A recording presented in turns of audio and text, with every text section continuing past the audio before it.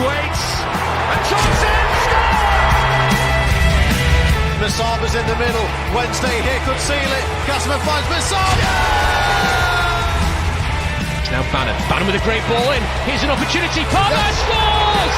Liam Palmer has scored for Sheffield Wednesday.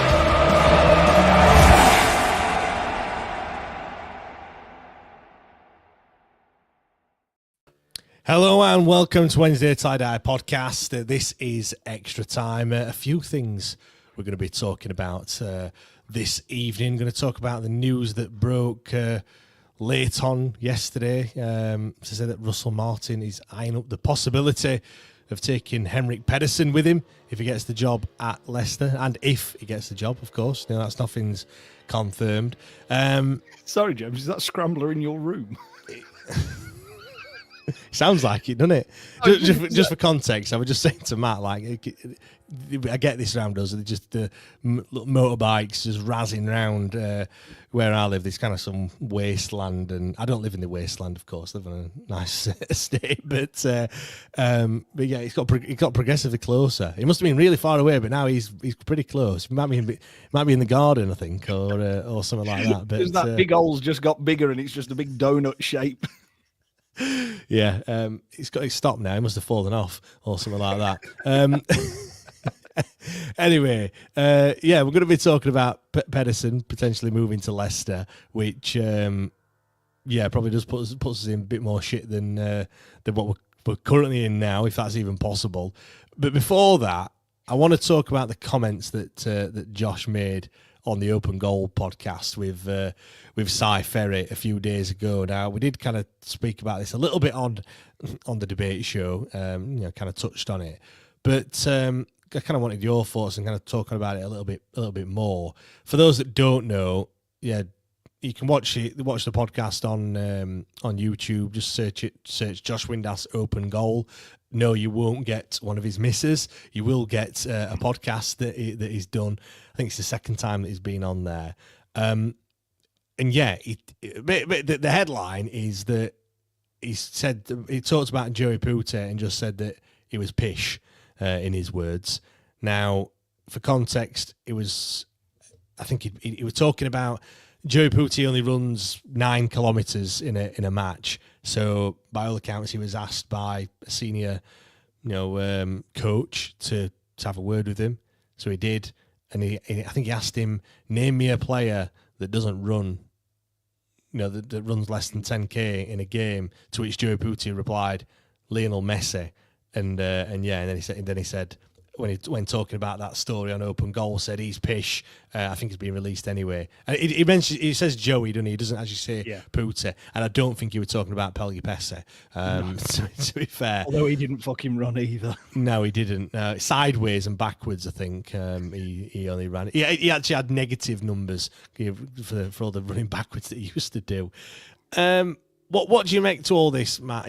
Are we making a mountain out of a molehill, or do you think that that bike's back again? Do you think that he should actually, as a senior member of the squad and captain, or has been captain on a few occasions, should have perhaps used a different choice of words, or perhaps just left that story out completely? I think it was made worse, which Joey does have obviously a right to respond. I'm just going to read out Joey's statement. It's disappointing to be called out by Josh Windass during what's already been a really tough period for me. Not being offered a new contract at Sheffield Wednesday has been a difficult process, and the last thing I was expected was to be dragged into something like this. For clarity, the conversation has been completely flipped out of context. Windass asked me to name a player who doesn't run over 10k in a game, and I responded honestly in that moment. It wasn't personal, nor was it meant to be disrespectful. It was frustrating to see things taken out of proportion when emotions are already high. I've always tried to conduct myself with honesty and respect, both on and off the pitch. All I want now is to move forward and focus on the next chapter of my career.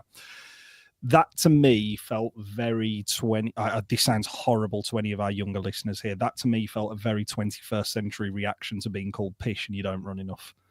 Like, I really don't want to be horrible to him, because he's clearly having a difficult time of the fact that this time 18 months ago, we were genuinely talking about him as being somebody who should be playing or breaking into our first team. And now he finds himself without a football club and likely going to have to drop down the divisions to find himself a new home, because he came from Brentford B, didn't he? He came from the Brentford B side and has been with them as well. Maybe, I believe so. I'm not too sure on that one.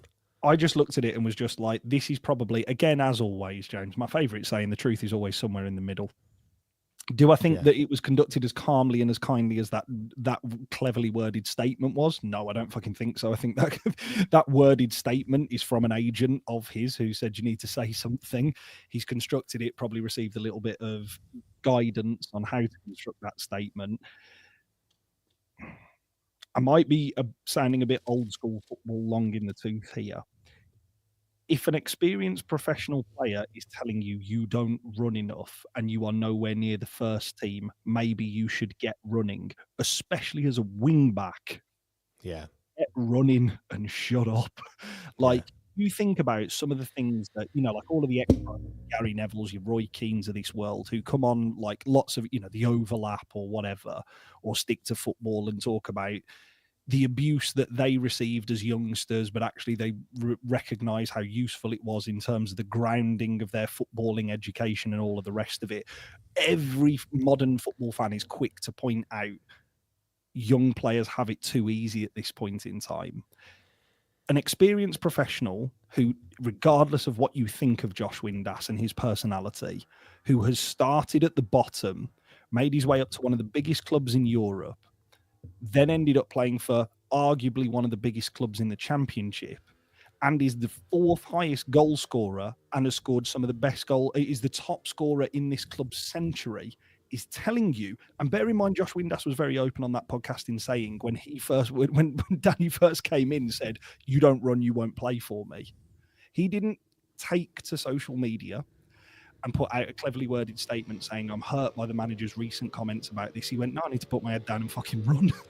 I think the thing for me though, Matt, is that's all good and well, but he didn't then have to come out on a podcast and then kind of publicly out him. No. I know he didn't say him by full first and second name. Yeah. He just said Joey, and he could have just said the story without mentioning anyone, and then everyone would have been like, "Ooh, who's that?" Like, I mean, you could look through the released players because he said, "Oh, he's been released now," and you could kind of work it out. But I don't think you would have. I don't think anyone would have picked Joey Phuthi as that player. So the fact that he said his first name, I think you're right. Like, in private, tell him he doesn't run and he's shit. Like that happens all. That happens all the time. But then to come out and say that in public again, it goes back to that. He doesn't help himself like Josh Windass, and it shows that he just doesn't really give two fucks about what anyone else thinks. That's where I sit, James. Is he does not give a shit, but he's consistently doesn't give a shit. Well, yeah. The other side to this is, James, this is a player who has been battered from pillar to post for most clubs that he's been at, probably aside from Accrington. If you want to play for those clubs, Rangers, Sheffield Wednesday, guess what? You're going to have to get used to people fucking calling you out. Because this is a player who, don't get me wrong, he doesn't like the fact that he's underappreciated at Sheffield Wednesday. He probably doesn't like the fact that he was underappreciated at Rangers by Rangers fans, because on that Open Goal podcast, there was a lot of comments underneath it saying, bloody hell, does this bloke like this? Does this bloke think he's God's gift at football? Jesus Christ, he was bang average in a really poor Rangers side. Bear in mind, he came out and also told the story of Steven Gerrard basically slating him and saying, "You're not good enough, you'll never play for me."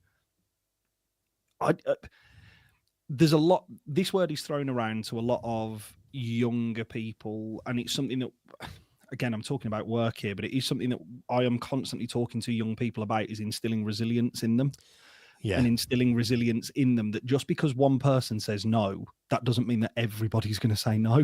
It's funny you should say that, actually, because I was on it again in work, and I was in a meeting the other day, talking to like other external companies and stuff, and then that got brought up by one of my colleagues saying about how we need more resilience, and what happens now is we just put kind of adjustments in for these students, but actual fact, you're just kind of setting them up to fail. So when they get into the real world of work and they're going for a job in construction, for example, that, you know, rightly or wrongly, like, you just have to get up at 5 o'clock and start work at 6.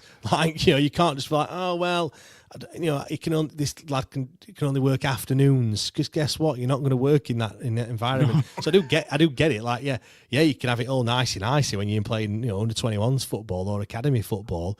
Get into you know, I think that's why the loans really work when they go out to like a League Two loan at the age of 17. It kind of makes or breaks them. And if they can make it there and they can do something there, then, you know, they might be able to work the way up. But if they can't, then unfortunately, maybe first team football is just not really for them. Because if you see a weedy guy, any experienced, you know, professional footballer is just going to smash him in the first 5-10 minutes. Yeah. And then you're just going to say, "What have you got? Like, show us what you've got." And if you can't rise to it, then yeah. So I do get what you're saying to a certain extent. Now, I think it was also in the likes that Dominic Iorfa had liked the comment and from Joey Phuthi. Akin Famewo, I want to say as well. I think, which gives you an idea of the fact that, again, unlike his painted by a lot of romantic football fans of like, they're all the best of friends and they all get on. No, that is not the case. Well, it's never going to happen, is it? Like, you know, how many, you know, your place of work, and, you know, like, that's all right, James, I'm leaving and none of them will be a Patreon member, so it's fine. Yeah. But you know, your place of work, how many employees are there? You're not friends with every single one of them.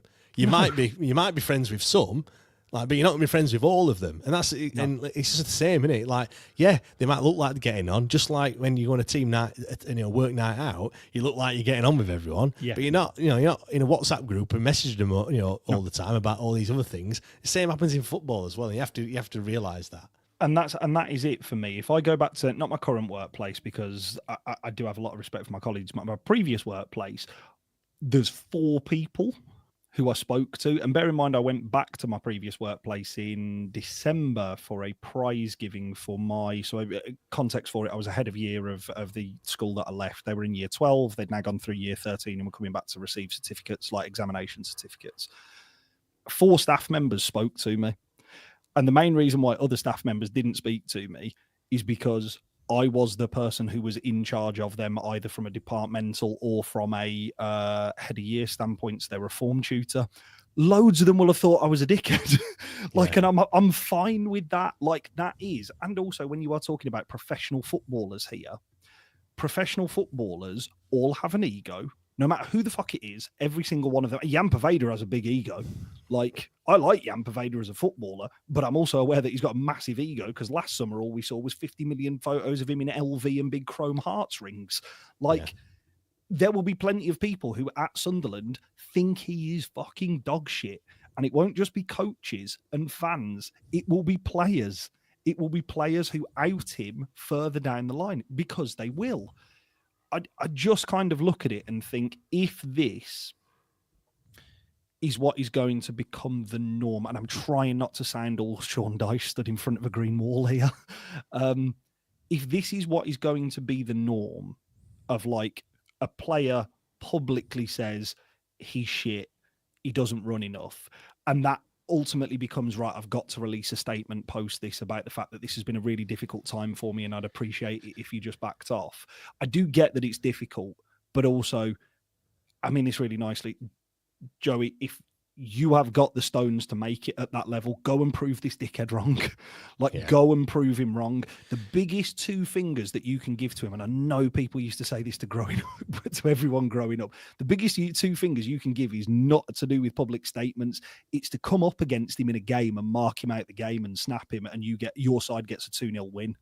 Yeah, I totally agree. And it's, again, I think just in this current climate, again, Josh Windass should have not said it privately. Great, say what you want, and maybe this does happen in private. I just think that, again, I'm just kind of reiterating what I said before. It just shows that he just doesn't really care about what anyone else thinks, and he said that all he cares about is what the manager thinks. He doesn't really care what the fans think at all. And yeah, great value for podcasting, I suppose. 100%. I mean, he did also go on and talk about Henrik Pedersen being the in possession coach. Now, we've heard this before a few times. Danny Röhl does all the out of possession stuff, all the PowerPoint presentations and everything else. He also said an interesting thing on Danny in regards to he'll have him on a Friday and show him the plan, and then he'll also have him back in on either the Sunday or the Monday and kind of show him that plan again. Yeah, with what actually happened, like overlaid over the top, and it'll be like, why weren't you there? Like I said for you to be here, and you agreed, and then you didn't do it. Like, which I thought was quite, again, probably something when people are talking about doing things that they've never done before. I suppose that's probably one aspect of it. Go on, you're laughing. Mad, innit? Sorry, James, it's mad, innit? Footballers, simple creatures, aren't they? They just want something plain black and white. Have you watched the Will Still thing with Yes. on I think it's on Sky Sports Football or Monday Night Football? You spoke Yeah. about it a couple of weeks ago, and I went away and watched it. Yeah, honestly, it's great. I don't know if I spoke about it on here or not, but if you haven't watched it, please do watch it. It's on. It goes through his kind of pre-match presentation, and I presume, again, presuming Danny Röhl's is probably very, very similar. And he was just saying how they've got kind of like a 5 minute, 10 minute attention span, these footballers, and that's all they can take in. And it was very visual, lots of videos, lots of like moving graphics and stuff like that, and showing them things. And yeah, like I said, I can only presume that Danny Röhl does something very, very similar. But it's the basic principles of teaching. Like, and again, I'm only speaking about this because it's my profession. The basic principles are in a classroom. If I have kids in the classroom for an hour, I'm lucky if I get their attention for 10 minutes. Like legitimately, I'm not fucking stupid. Yeah, and in that 10 minutes, you've got to get your instructions across what you want them to do, haven't you? Really, for the 100%. next 40 minutes or so. 100%. And guess what? If they don't do it, the person who is there is you can say, well, why haven't you done this? Like in my let's go back to Friday. I had a lesson with a group of 11-year-olds, and I'm telling them to focus on the use of their voice, but I have to break that down into volume, into emotional tone, and pitch. And if I don't hear those three things that are different from yours, why not? It's exactly the same principle in football, what Josh Windass was explaining. Here is the detailed plan. On the Monday, you're stood 5 foot from where you should have been. Why are you not there? Why the ball came across and you should have been there and you weren't, and we didn't score. Yeah. Fucking your fault, Ekogbo. But But that is it. And this was where I kind of laughed a little bit, because I was like, what the fuck have football managers been getting away with? Because he was like, I've never seen this before. And I was thinking, what on earth have football managers been getting away with for years? Just walking in and going, lads, it's 11 versus 11. Just show that passion and win your tackle and that'll be right. Like, what have they been getting away with for years? Well, Dave Jones never went on the pitch. Like, what did he do? No, what? Genuinely, not a clue. Because this here, when he was talking about, he was saying, some of those meetings are really long, and you can see some of the boys' attention is kind of dropping, and kind of like you have to be really focused and engaged.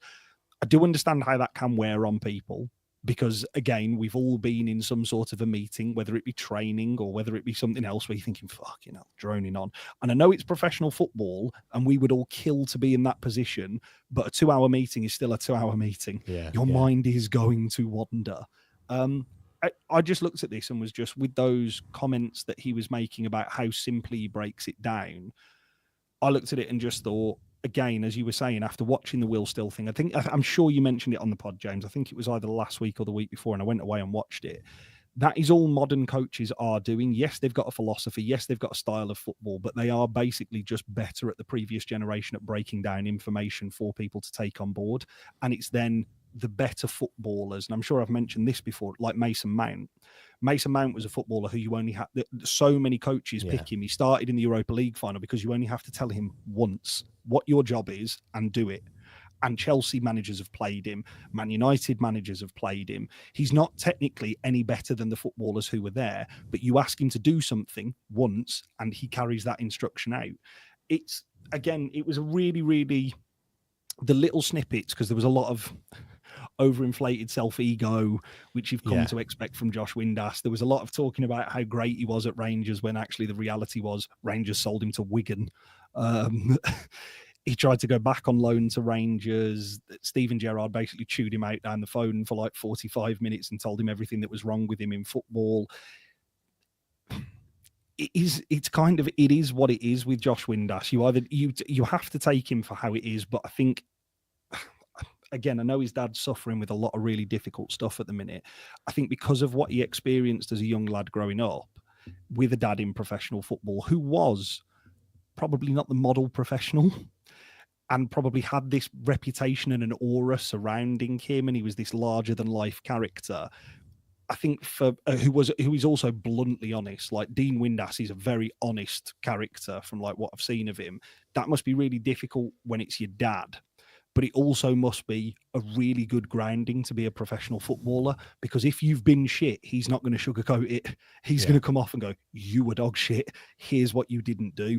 Or "You were fucking outstanding, son. Like, I'm desperate for, like, I'm so pleased for you. You've done so well." And I do think there's an element in modern football that does need that level of brutality for you to make it in currently probably the most competitive sport globally that there is.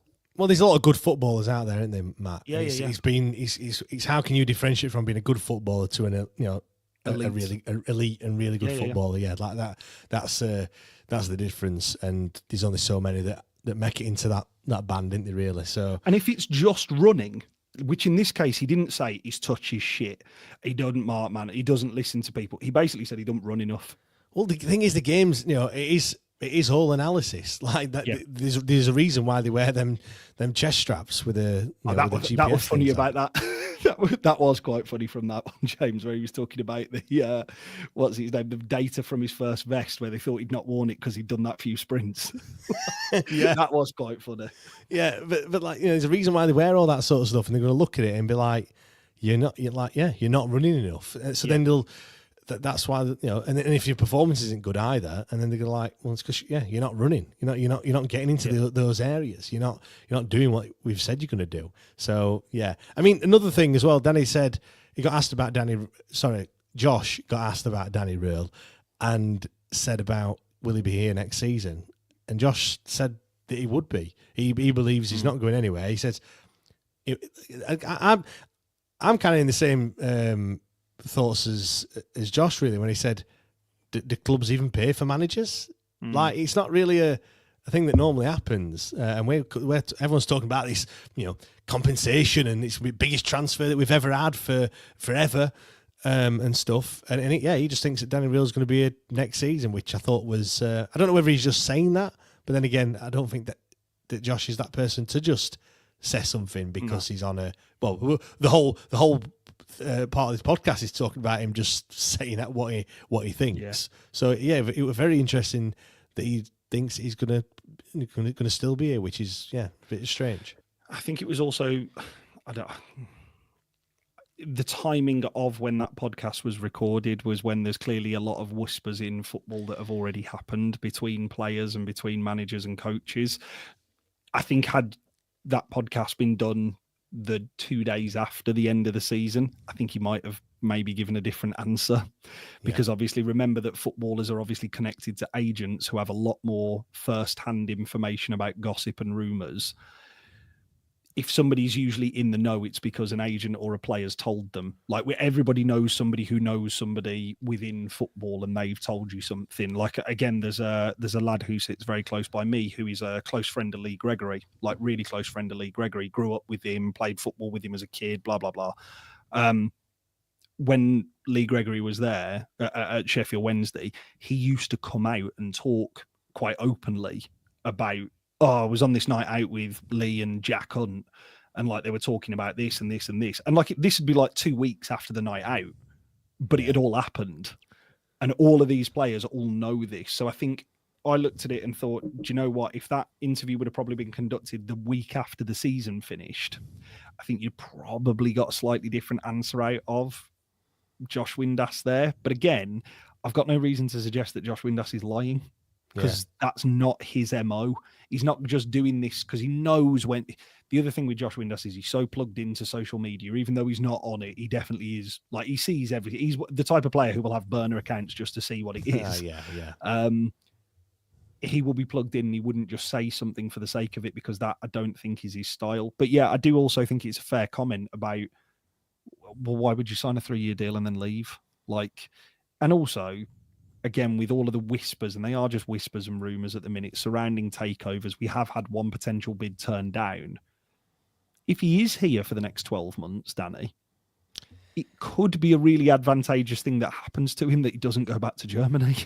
Like, yeah, because that the takeover happens, not this summer, next summer, and then he's already in situ, and you're hoping that what normally happens when a new owners come in, they get rid and bring a new manager in. Like, you're hoping that he's hoping that they'd stick around with him. But the shoes on the other foot, then, isn't it? It's the manager actually begging for a contract rather than wanting out of one. Yeah. The only thing is, like, you think, why has he done what he's been doing over the past? Well, not the past week. He's been quite quiet this last week, but certainly the weeks prior. Why did he do all that? Again, and I do think there's an element of you've got to step back sometimes and actually look at what he actually said, take a bit of the emotion out of it all. And I don't think it was as bad as what we all made out. Like, every Twitter post has gone like the next step. Do you know what I mean? Like, he said he wants to leave, and now he's a snake. Now he's Judas, and it's just getting worse and worse and worse. Like, every time you read it, to the point now where you forgot what he actually said to the media. Sometimes I think the irrefutable fact is he is unhappy here.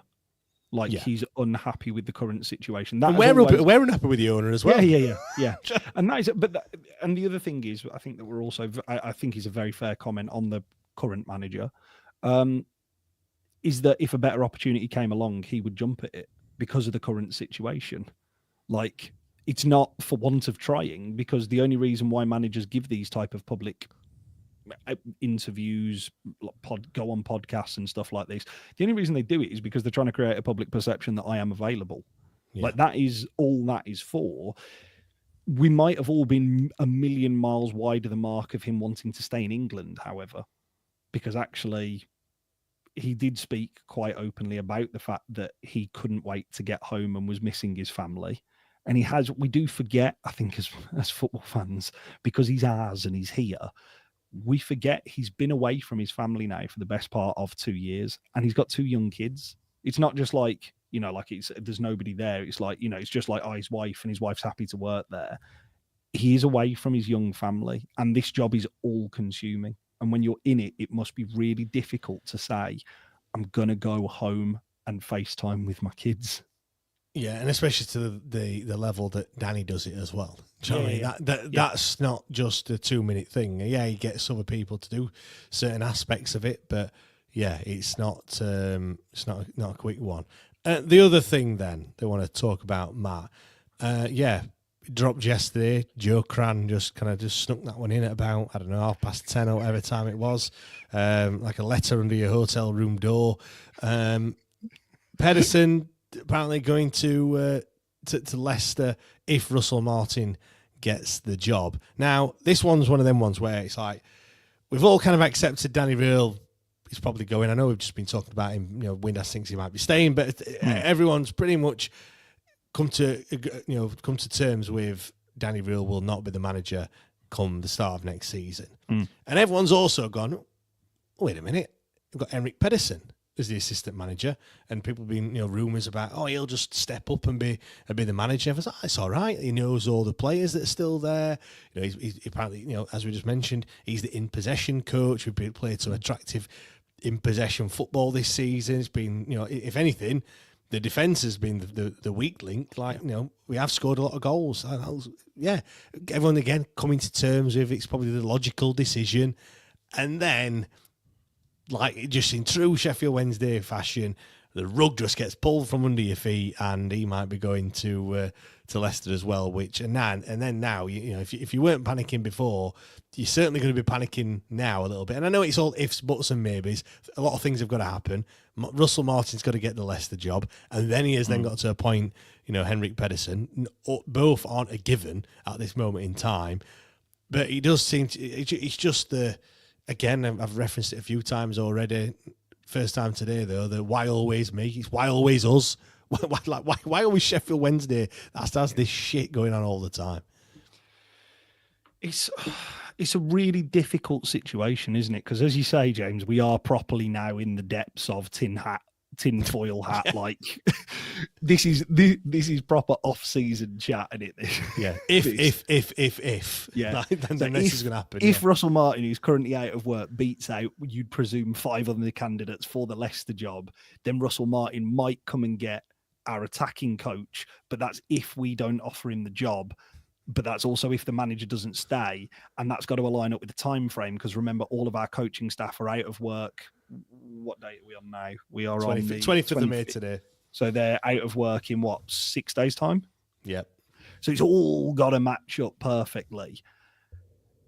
He would clearly be a big loss because obviously players run to him and players celebrate with him, and Danny obviously makes a big fuss about him as well and was very adamant to get him in. But before we came on here, James, we were saying it, weren't we? I know absolutely fuck all about his brand of football. Like, absolutely nothing. I know what the patterns of play have been in an attacking sense for the majority of this year. Yeah. But I don't really know much about him. And the only thing that you can glean is obviously the Wikipedia or whatever record that he's got. It's okay. As a first-team coach, you would argue that he's better as a first-team coach than he is as a head-up of the manager. Yeah. Would the Leicester offer be very attractive? Yeah, for sure. Of course, I would imagine it is. You know, especially as a coach as well. I mean, you've literally got your job is to coach, and you've got probably one of the best facilities in the country. You've got one of the best facilities in the country, Premier League champions, FA Cup champions recently as well. You're going to have some of the better players, if not the best players in the division. And to be fair, Jamie Vardy will be tapping him up for his Red Bull contacts, won't he? Because he drinks that much of it. Drinks that much of it. Yeah, I can imagine it's a really, really exciting opportunity if all of these stars align. But, I mean, the other thing is, James, on this as well, that's the mark of the fact that this man's done a good job. Like, people don't want people who've done shit jobs. People want people who are in or out of work who have done a good job previously. I think that speaks to the volumes of the fact that this man and the coaching staff, wider coaching staff, have done a very good job here in the time that they've been in situ. Yeah, it's a situation we've not been in for a while, have we? Where current players and or staff are then being, talked about in other settings. Like, nobody were talking about Jos Lukai, I mean, he didn't have many glowing reports, and it's weird when you go back. We've talked about it before. Steve Bruce obviously left and went to Newcastle. Other than that, it was like Ron Atkinson. Fact having managers that have actually left and then gone on to straight into another job, as in not being sacked, if you know what I mean. Flash has just put a comment in, not saying no truth in the rumour, but could be some agent play in this, trying to get his future sorted out with us. Yeah, possibly that is a distinct possibility. That one, there's a lot of that in there, Matt. A lot of agents trying to force the hand and stuff, and put a stupid rumour out. And again, it is if a lot of things have to fall into place. But yeah, as you mentioned, if it's not the head coach role, he's still not got a contract, as far as we're aware, just to continue the job that he's currently doing. Yeah, and for all of the reports that have come out that suggests his wife absolutely loves it in this country and loves Sheffield in particular, Leicester to Sheffield's not an arduous journey every day. Like, if you think about the lengths that some people travel for work in professional football, you can still live where you live and travel and do that daily. One of the parents, so my daughter is a boy in her class, and her dad who plays for York. Yeah. So he's lives on our estate. Yeah. But commutes to York, and that's non-league. Do you know what I mean? What I will also say, James, is if Henrik Pedersen is thinking, do you know what, Leicester, Sheffield, they'll be the same. She's in for a fucking rude awakening if he takes that job, because Leicester is a shithole. Absolute proper shithole. Yeah, you think Sheffield's bad, but... Oh, yeah. Oh, no. Anybody who moans about Sheffield, my goodness me, you have not seen some of the sites that I've seen. I mean, the only other thing is, when we're all saying, "Oh yeah, Pedersen step up and do a job as the head coach," and I do agree. It's the cheapest and it is probably the most logical decision to make, because let's be right, we haven't sacked Danny Röhl. All right, the football wasn't great since January, but we all know the reason why that is. You know, head turned and all that sort of stuff. But you look at his record. He's been at a few clubs. 2014, 2015, he was at HB Koge. Mm-hmm. Don't know if I've pronounced that right. That's a Danish club. They finished 10th out of 12 in the top division. That was this season. I don't know what it was like, 10 years ago. Then he went to Eintracht Braunschweig in they're in Bundesliga 2, second tier. I believe they would have been back in 2018. Then he was at I'm really testing my pronunciations here. Stromsgodset Top Football. That is a Swedish, I want to say, a Swedish club. Jamie Vardy really will be tapping him up here. Not only Red Bull, but also think of the Snus connections over in Norway. My God, he'd be off his rocker, Jamie Vardy. That is a Norwegian club. And then he was at Vendisel, Forende Fotballklubba. He was Vin Diesel. Did you? Yeah, say? that is it. And these have got they were formed in 2013, so this could stack up. They have got the biggest clip art badge you've ever seen in your life. Or nowadays it would be just AI. If you said AI, create me a football badge, it has literally got a picture of a football, and then it's got the like a little wreath thing around it. Yeah. And 2013, and then the name at the top, 2 colours, blue and white. That is it. It looks absolute tin pot. But yeah, that's and the point I was going to make, 59 games for the first club, 14, 49, 82. Win percentages have been 38, 14, 26. 36. He's not really lit it up anywhere. They're okay, and he hasn't really, aren't they? Yeah, they're okay. They're not great. But then he's not really stayed. And then the other thing is he's gone into, very rare you see head coach dropping down to be assistant manager. Correct. So then that's my only reservations I have is, like, it's one thing being a coach and doing all this in possession stuff and us waxing lyrical, but then when you've got all the other stuff that you have to do, like booking hotels and things like that, how are you going to be able to manage that sort of stuff? Well, the prime example of, in my Sheffield Wednesday supporting lifetime, probably one of my favourite managers, Stuart Gray, is a prime example of this in this country. Yeah. Stuart Gray's last managerial job, Sheffield Wednesday. His next coaching job, Fulham. Never left. Why? Because he's an exceptional first-team coach. Until now. Where's he gone? He's left. I don't know where he's gone. 2 days ago, Fulham have announced that he was stepping down from his role at Fulham following Sunday's match against Man City. He's been there for a decade. I think he's retiring, to be fair. Yeah. 48 years in the game, he's said. So yeah, he's probably going to be hanging up his what does a coach do? Obviously, a footballer hangs up his boots. What does a coach do? His whistle and clipboard or his Copper Monday owls. That's what he hangs up. Yeah.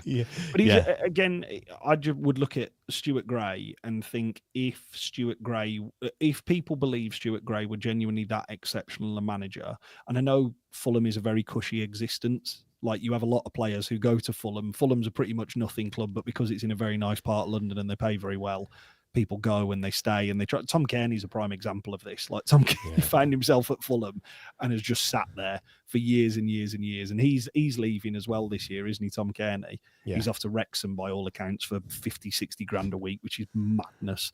Yeah.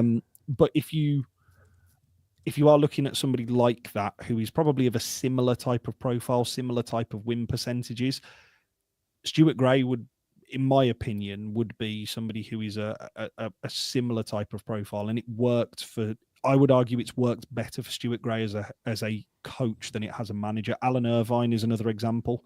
Alan Irvine, if you speak to or if you listen to podcasts of ex-professional footballers, he's not the nicest man, but an exceptional first team coach.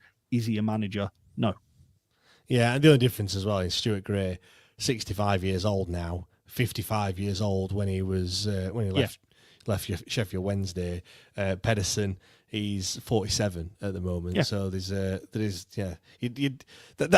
is my only reservations. And look, it could be off to Leicester, so it might not even be the manager of Sheffield Wednesday. But yeah, I just think if that does happen, Danny Röhl goes, Pedersen goes, and then we're like, we are literally like Chansiri, who are you going to bring in next? Who is that next one going to be? And I'd rather him not have to make that call personally. I'd rather him not have the opportunity to make that call. Not that I don't want him to. I'd rather him not make that call because I don't trust him to get it right. Because again, what we're talking about here is the next week's conversations, I would imagine, that are going on, if there are, between owner and manager, are not just, I don't want to be here anymore. It's, who do you want to retain from your coaching staff?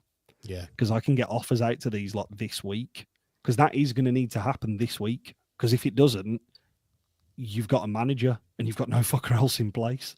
Yeah. Do you think, I mean, I don't know how this works, but do you think Chansiri's thinking, well, if I don't renew them yet, I can wait a month and then I'll give him a contract in 4 weeks' time, and then I don't have to pay a month's wages. Oh, that's a fantastic idea. Again, I don't know how that works. I don't know if you just kind of, I've no idea. Yeah.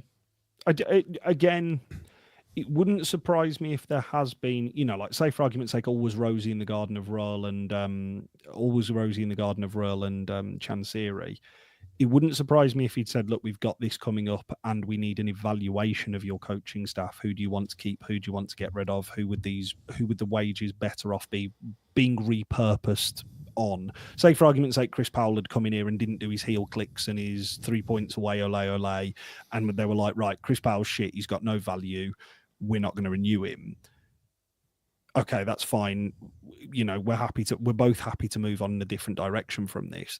Currently, if that discussion doesn't happen in the next week or so, you would like to think it has. The manager comes back here in 2-3 weeks, allegedly. Yeah. But he comes back here in 2-3 weeks, and allegedly, and he's putting his own cones out. Like, he's putting his own cones out. He's doing all the running. He's getting them doing all the running. He's putting on every single session. It's just not feasible. And again, well-run clubs aren't run like this. Yes, you have coaches who are out of contract, but what you don't have is a manager who is want away and all of their backroom staff haven't been retained at some point, because this should have all been sorted in March. You realise they're coming up to the end of the contract. You have the discussion and you keep them on regardless. I said this last week. I said the week before. Like, I think I said on the debate show, why do we have to get to the end of the season and have all these people without a job? Like, you don't need to get to this point. You can have the conversations before and just say, look, you get to end of the season, and I'm not going to give you a new contract. Saying, you get to the end of the season, I am giving you a new contract. Yeah. Do you know what I mean? Like, we don't have to get to this point every single time, but we do, and it just seems to be a thing that Chansiri does. Just one from fantastic name, Spliff Productions. Just speaking of extra time, how about that Sunderland winner? Yes, we spoke about that on the main pod. Let's wrap things up there, Matt. Sorry, James, just before you wrap it up, just in the chat, Spliff Productions has put, also got to go, but would be good to have Simon on again and give him a platform to not only defend himself, but stuff changes and blah, blah, blah. I have been asking, again, from the brief conversations that he's had with me, he's physically incapable of being on a podcast at this point in time due to other things that he has going on. That is all I have been told. I would imagine that is because he is still very much trying to push for certain things to happen. There you go. There you have it. And I've seen quite a lot of people mentioning various things in regards to that. But yeah, let's wrap things up. Massive thanks. I've got half a sausage roll to finish off. But yeah, thanks for everyone for listening. If it's your first time here and you've joined fairly recently, hope you're enjoying all the content. Of course, do join Discord. I keep stressing it, and I can see how many people have and haven't.